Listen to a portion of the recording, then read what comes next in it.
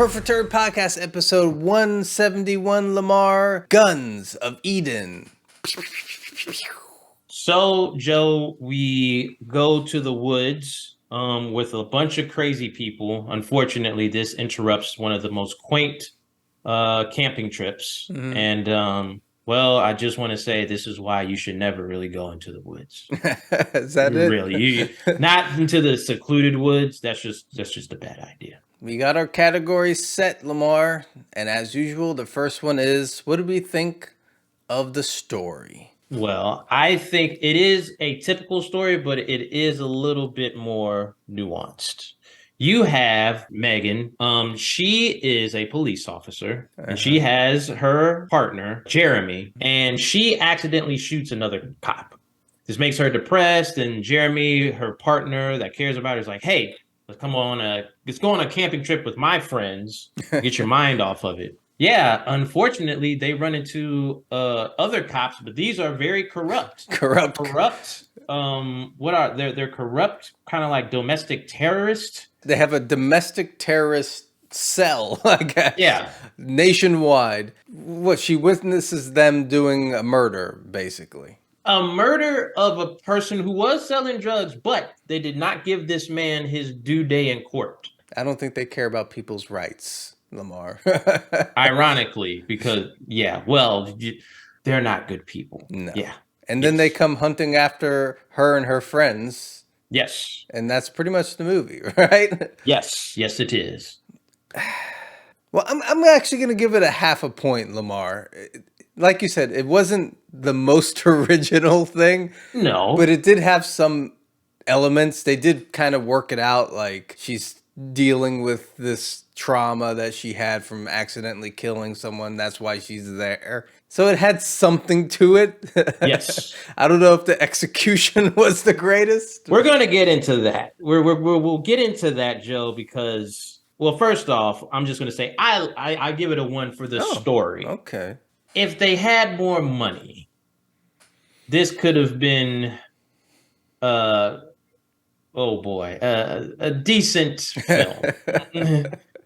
But as we go along, there's some things that hold it back. Well, but I give it a 1 for story, though. Yeah, the dialogue was kind of rough, too. The quips. There was a lot of quips. Well, let's just move on. Next category is the character/acting. Okay.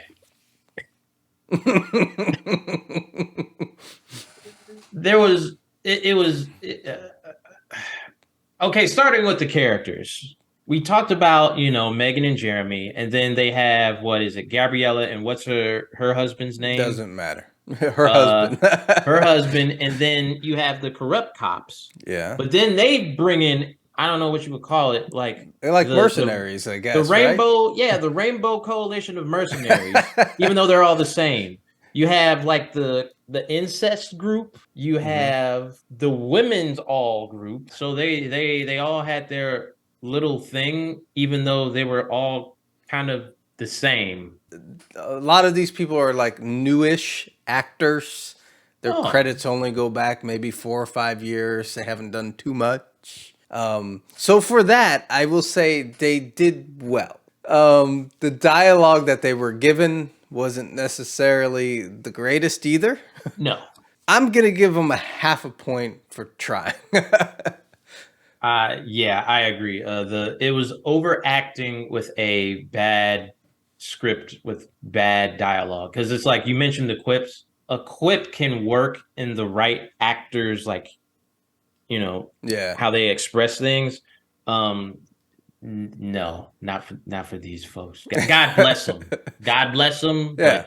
I almost thought, like, if the pacing was a little faster and they had less to say, they would have all been way more interesting. Yeah, that makes a good point. Yeah. Speaking of fast pace, Lamar, the next category is action. What did we think of the action? I think we've noticed that sometimes these speed movies, they shoot in the woods because it's cheap. Mm-hmm. And so it's basically them just shooting over and over again at each other. But then that was it, because boy, oh boy, little point, if you ask Well, me. as we were talking about before we came on air, we were saying that at least there was a double gun spinning around shooting.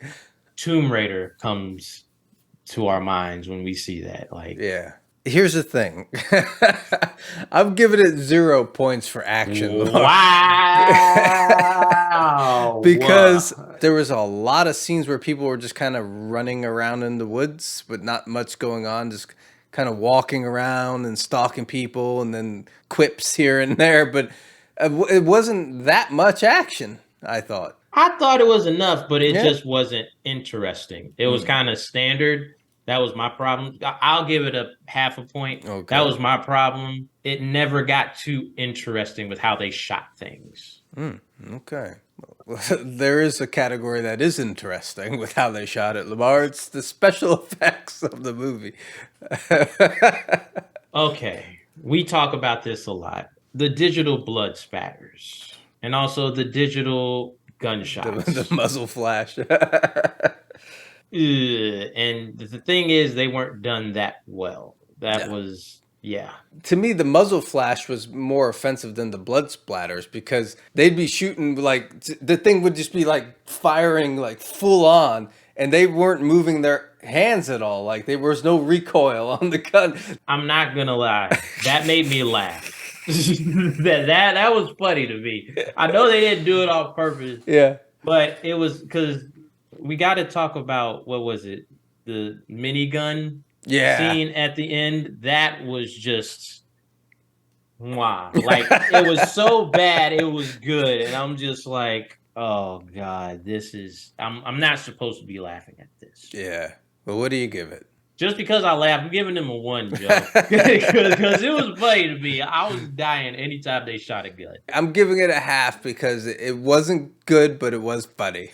So yes, it half was, point. yes. Well, Lamar, this movie ended with I guess what we can call a cliffhanger. So our next category is sequel potential. Do we want to see a sequel? Here's the problem: if they use like realistic guns, better fight choreography, and shot it a little bit better, this would be an interesting movie to lead off into something.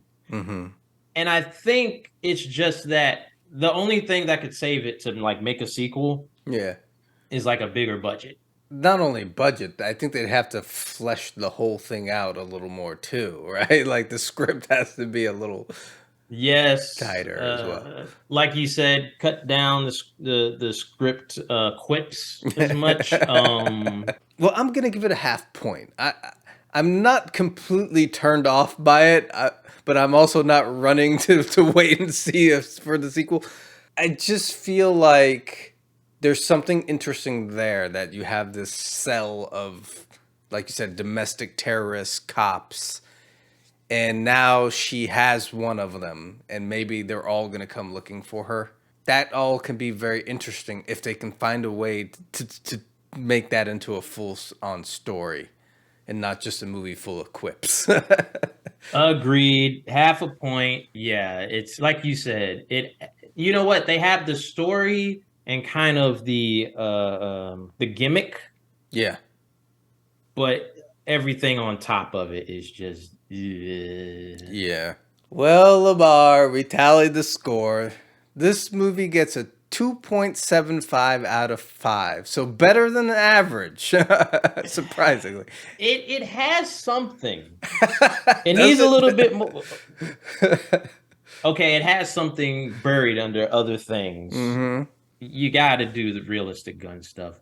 You got to do some better fight scenes. Yeah. Like you said, trim up the script where it's just not quippy all the time. And we have a strong female character, so you never know. This has it's like, oh, you know.